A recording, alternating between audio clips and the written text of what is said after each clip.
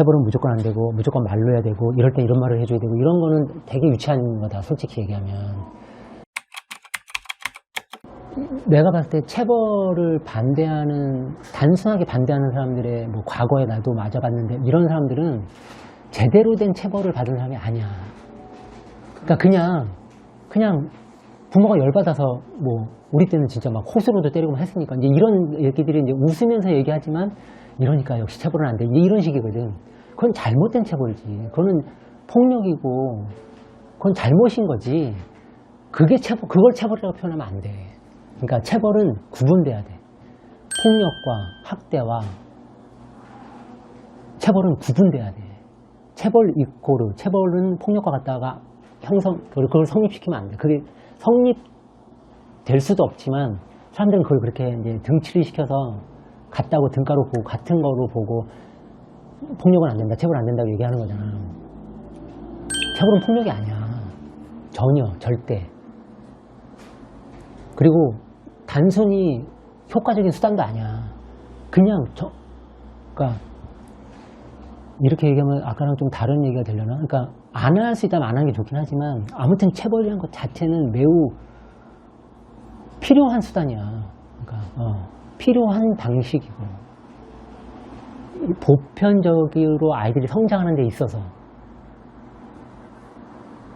말로써 어떻게 해서 이렇게 해라 저렇게 해라 뭐 안아줘라 이런 얘기해라 그런 것들은 내가 봤을 땐 되게 비현실적이야.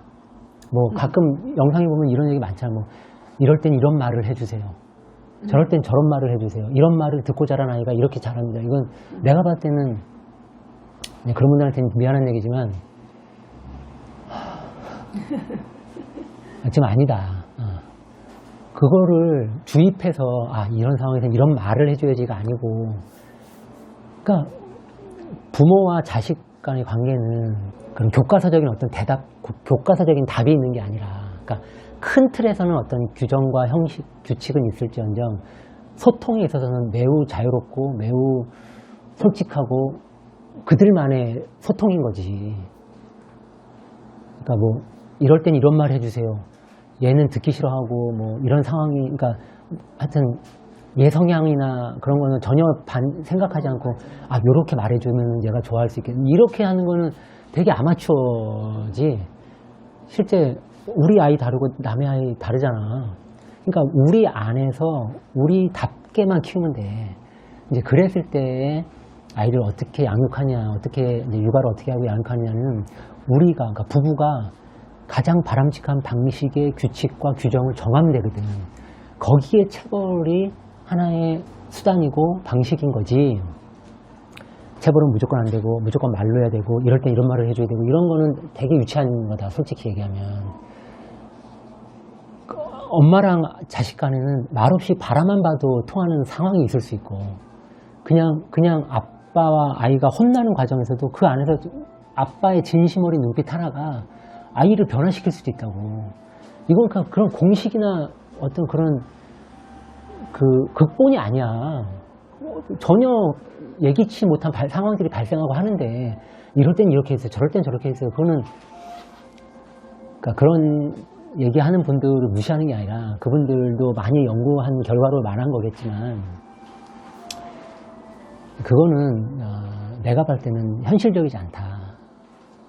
플러스 바람직하지도 않다.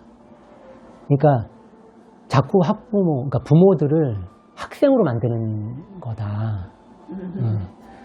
부모가 부모답게 되는 게 굉장히 중요하다.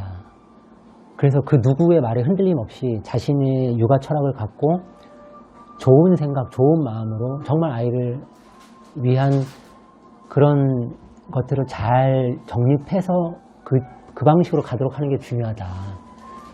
그러니까 학생처럼 정답을 가르쳐 주려고, 그러니까 그것이 이제 정답인 양, 이럴 땐 이렇게 하세요, 저럴 땐 저렇게 하세요가 정답인 양 그렇게 가르쳐 주는 게 아니고, 이럴 때 내가 어떻게 진솔하게 이렇게 할 것이고, 저럴 때 어떻게 할 것인가를 스스로 잘 깨우칠 수 있도록 근본적인 이제 철학을 형성할 수 있게 해줘야 되고, 이제 그것이 되게 중요하다.